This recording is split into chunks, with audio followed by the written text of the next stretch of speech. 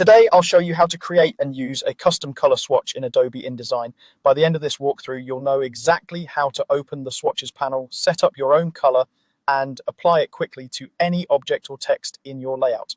This is especially useful if you're working with brand colors or just want to keep your designs consistent and easy to update. First, let's open the swatches panel. With InDesign open, move your cursor up to the top menu bar, click on Window, then hover over Color in the drop-down menu.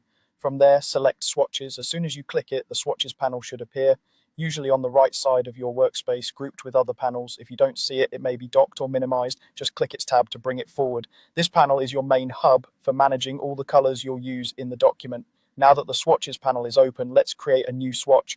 Look at the bottom of the panel and find the small icon that looks like a sheet of paper with a folded corner. That's the new swatch button. Click that icon to start creating a new color swatch. If you prefer using menus instead of icons, you can do the same thing another way. In the top right corner of the swatches panel, there's a small menu icon. Click it to open the panel menu, then choose New Color Swatch from the list.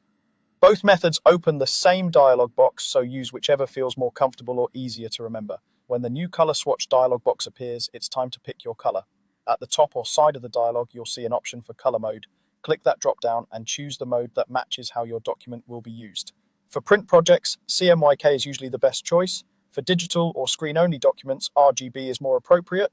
Lab is also available if you're working with more advanced color workflows. Once you've selected the color mode, you'll see sliders and numeric fields for each component of that mode. For example, in CMYK, you'll see cyan, magenta, yellow, and black. Adjust the sliders to visually dial in your color or type in specific numeric values if you have exact color specifications, such as a brand color formula.